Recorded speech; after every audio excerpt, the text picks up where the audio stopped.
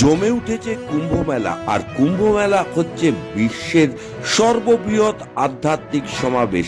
আর এবার প্রয়াগরাজে মুখে মুখে ঘুরছে আইআইটি বাবার নাম। লক্ষ টাকার চাকরি ছেড়ে একেবারে গেরুয়া বসন পরে তিনি আধ্যাত্মশাস্ত্রের জ্ঞান নিচ্ছেন।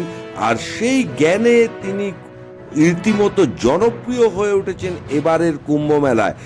বিশ্বের তাবড় বিজ্ঞানীদের তিনি আমন্ত্রণ জানালেন কুম্ভ মেলায়, আপনারা আসুন এবং এই কুম্ভের জ্ঞান নিয়ে যান, যা বিজ্ঞান সাধনায় মানব কল্যাণে কাজে লাগবেন। তাই বিশ্বের, বিশেষ করে এবছরের কুম্ভ মেলায় মানুষের মুখে মুখে ঘুরছে আইআইটি বাবার নাম। কে এই আইআইটি বাবা, কি তার পরিচয়, সবটাই রইল আজকে খাস খবর ডিজিটালের দর্শকদের জন্য। एरोस्पेस इंजीनियरिंग के बाद वही उसको ऐसे समझ में आया कि ये आधा अधूरा ही है, कि इससे तुमको क्या मिलेगा। मतलब ठीक है, पैसे तो मिल जाएंगे, बट वो क्या तुम वो वाली चीज़ पूरी लाइफ भर कर सकते हो क्या? सेम अब वो लाइफ भर यदि नहीं कर सकते हो, मतलब तुम उब जाओगे। क्योंकि माया को तुम हटा नहीं सकते हो, क्योंकि वो माया बनी हुई इसलिए एंजॉय करने के लिए, उसको जीने के लिए। बट वो यदि कनेक्शन टूट जाएगा, जो कि अभी काफ़ी टूटा हुआ है, जो भी इंसान ईमानदारी से सवाल करता है, मतलब सत्यनिष्ठा के साथ, कि हाँ अब मुझे इस चीज़ को जानना ही है, चाहे वो मैथमेटिक्स हो, चाहे वो कोई फिजिसिस्ट हो, चाहे कोई कैसा भी साइंटिस्ट हो, वो बोलेगा कि नहीं नहीं मुझे इस पूरे सत्य को जानना है, तो वो वही चीज़ में पहुंचेगा फाइनली। तो इस सवाल के बारे में तो सोचोगे ना। बुद्ध को यही तो सवाल आई, तो चार लाइक ये बूढ़ा क्यों होता है, इंसान मरने के बाद क्या होता है, ये मृत्यु क्या होती है। अब आप सोच के देखो मृत्यु क्या होती है। ब्रह्म ज्ञान की प्राप्ति तो विराट कोहली के भी हो सकती है, वो बिना अपनी चित्त की मेमोरी को यूज़ करके एक शॉट खेल के दिखा दे। महाराज जी, आप कहाँ से आए हैं, क्यों यहाँ आए, पहले क्या करते थे, अब क्या? जैसे ये सवाल पहले मुझसे कुछ पूछा था ना, कहाँ से आए हो, तो उसको बहुत सारे जवाब देता था। मैं कभी बोलता था कैलाश से आया हूँ, कभी बोलता था मैं कुंड से आया हूँ, कभी बोलता था यहाँ से आया हूँ। बट फिर मुझे समझ में आया कि जो आप जो पूछ रहे हो उसके हिसाब से तो ये पूछ रहे हैं कि हाँ अभी इस शरीर का जन्म कहाँ से हुआ है। तो हाँ, उसका वो तो हरियाणा में जन्म है मेरा, हरियाणा में झज्जर जो ज़िला है। तो स्कूलिंग वगैरह वहाँ से हुई। फिर उसके बाद पढ़ाई के लिए जैसे जेई वगैरह एग्ज़ाम की तैयारी की। तो तैयारी करने के बाद फिर मुंबई गए, आईटी मुंबई, एरोस्पेस इंजीनियरिंग के बाद वही उसको ऐसे समझ में आया कि ये आधा अधूरा ही है, कि इससे तुमको क्या मिलेगा। मतलब ठीक है, पैसे तो मिल जाएंगे, बट वो क्या तुम वो वाली चीज़ पूरी लाइफ भर कर सकते हो क्या? सेम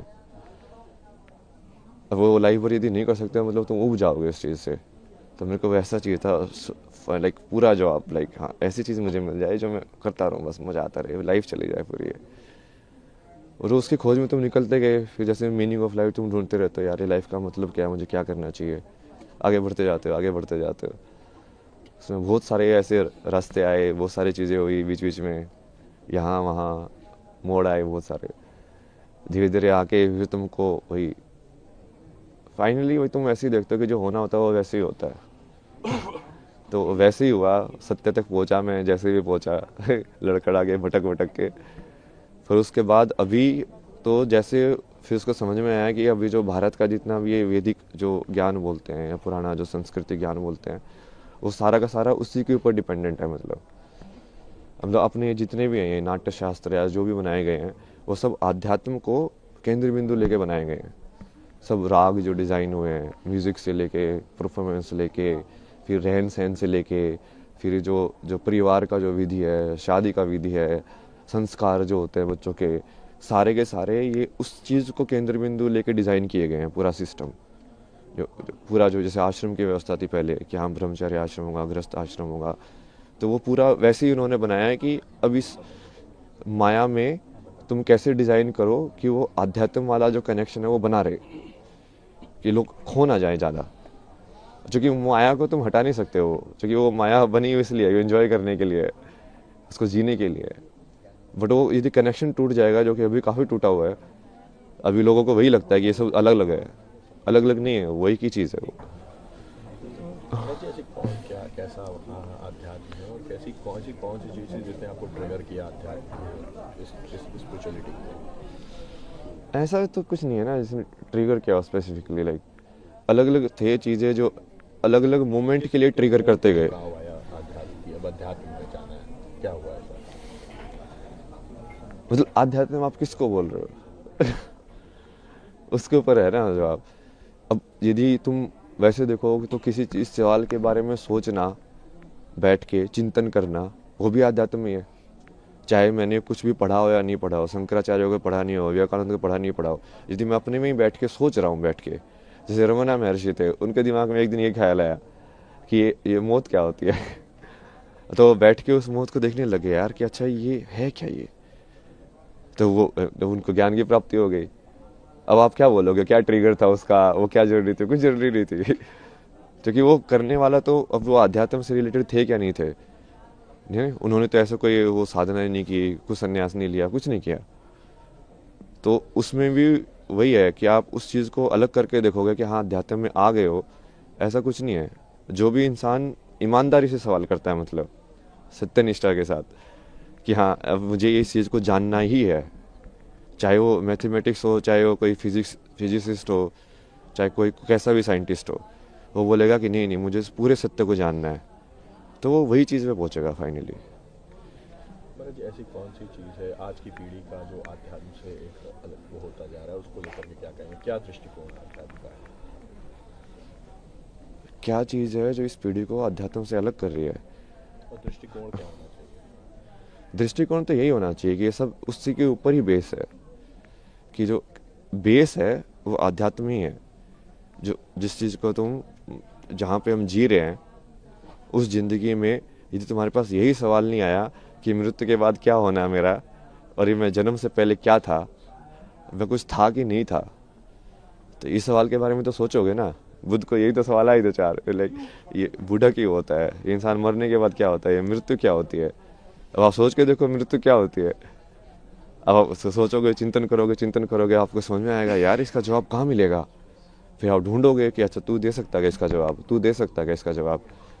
मान लो सेटिस्फाई हुआ, आपको समझ में आया कि हाँ ये जवाब है, नहीं तो जो आप उसका जो पद्धति है उसको फॉलो करोगे कि हाँ अच्छा इसको ऐसे जवाब इसका पाया जा सकता है। तो उसके वही बहुत सारे तरीके हैं, बट वो हर चीज़ वही से रिलेटेड है। आप सेम चीज़ लाइक क्रिया योगा में मैंने लोगों का एग्जाम्पल भी दिया ना कि ब्रह्म ज्ञान की प्राप्ति तो विराट कोहली की भी हो सकती है। वो बिना अपनी चित्त की मेमोरी को यूज़ करके एक शॉट खेल के दिखा दे, सिर्फ उस मोमेंट में रह के, कि उस टाइम पे उसको मसल मेमोरी यूज़ नहीं कर रहा है वो, कि हाँ ऐसे बोला ही तो मुझे ऐसे शॉट खेलना है। क्योंकि जनरली मसल मेमोरी यूज़ करते हैं, रिफ्लेक्स में होता है सब कुछ। बिना रिफ्लेक्स यूज़ किए उस प्रेजेंट मेमोरी में रह के यदि वो मोमेंट कर सकता है तो वो क्रिया योगी बन जाएगा। ऐसे डांसर लोग भी कर सकते हैं कि यदि उस पूरी मोमेंट को वो एम्बॉडी करे, पूरा चेतना के अंदर आए कि हाँ मेरा हाथ ऐसे घूम रहा है, पूरा देखेंगे हाँ वो क्रिया हो कैसे रही है, तो वो भी क्रिया योगी बन सकते हैं। तो ये कोई ऐसा नहीं है ना कि वो असली ज़िंदगी से सेपरेट है, ये एक ही चीज़ है। वो बस आप कितनी डेप्थ में उसको देखना चाहते हो उसके ऊपर है।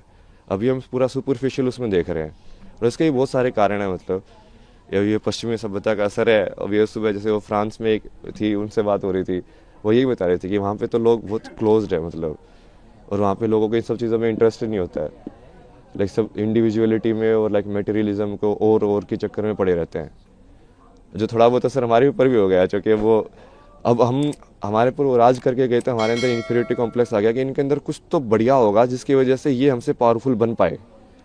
तो हम फिर वो चीज़ को उसके पीछे पड़े हुए कि इनके पास जो था हम भी वही चीज़ सीखें ताकि वो चीज़ रिपीट ना हो। लेकिन वो सही अप्रोच नहीं है, क्योंकि उनके हालत देखो ना, यूएसए के अंदर 50% लोग मेंटल हेल्थ प्रॉब्लम्स में हैं। अब क्या हो, ऐसा बनना चाहते हो आप, ऐसा बनाना चाहते हो देश को? विदेशी जो होते हैं वो आध्यात्म की ओर आ रहे हैं, हमारे यहाँ आ रहे हैं, लेकिन जो हमारे लोग हैं वो कहीं ना कहीं विदेशी परंपरा को अपना रहे हैं, ऐसा क्यों? यही है ना, उसकी वजह से वो ये अब जैसे आपके ऊपर मान लो कोई आपसे ज़्यादा ताकतवर है, तो आप सोचोगे यार इसके पास ऐसी कौन सी शक्ति है कि इसको ज़्यादा ताकतवर बना रही है मेरे से, तो आपका भी रुझान उसी की साइड होगा। तो आप सोचोगे यार ये लोग साइंस पढ़ के, ये एटम बम बना के, हथियार बना के ये दुनिया पे राज कर सकते हैं, तो मैं इसे बड़ा हथियार बनाऊं। तो सब उसी रेस में पड़ जाते हैं फिर वो, और उस रेस का तो कोई अंत ही नहीं है भाई।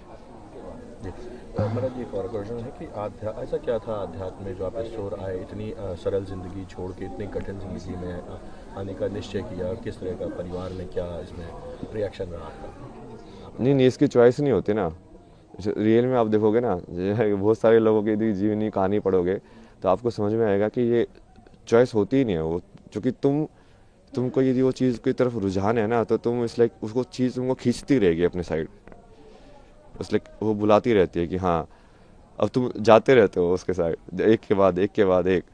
तुम चाहोगे कि नहीं नहीं मैं फिर से लाइक इस चीज़ में जाऊँ मेन स्ट्रीम में, बट वो होगा ही नहीं, तुम खुशी नहीं रहोगे, अब तुमको हमेशा ऐसे लगता रहेगा यार नहीं यार ये मेरे लिए नहीं बना है, ये मेरे लिए नहीं बना है, तुमको कुछ और करना है, तुमको कुछ और करना है। किस तरह की जॉब थी महाराज जी आपकी? क्या जॉब थी आपकी? जॉब तो बहुत सारी अलग अलग टाइप की किया है मैंने, लाइक अभी जो लास्ट जॉब थी वो तो इसमें थी यूआई यूएक्स के अंदर, ये ऐप्स वगैरह डिज़ाइन करना, वेबसाइट डिज़ाइन करना, इसका फ्लो वगैरह डिज़ाइन करना। उससे पहले जैसे इसमें भी काम किया मैंने, ये ट्रैवल फोटोग्राफी या डिसोर्स करके एक प्रोजेक्ट है आईटी बॉम्बे का, गवर्नमेंट स्पॉन्सर प्रोजेक्ट था। उसमें बेसिकली वो डॉक्यूमेंट करने के लिए इंडियन आर्ट्स एंड क्राफ्ट और हिस्ट्री को, तो उसके थ्रू ऐसे मैं बहुत जगह पे घूमा, बहुत सारी चीज़ें डॉक्यूमेंट किए मैंने, पुराने टेम्पल्स लाइक पेंटिंग स्टाइल्स और ये सब। उसके बाद जैसे इसमें भी काम किया मैंने, मैगजीन्स वगैरह में, फिल्म मेकिंग भी की मैंने, डॉक्यूमेंट्री फिल्म्स में मेरी लाइक फिक्शन फिल्म भी है बहुत सारा कंटेंट है भाई।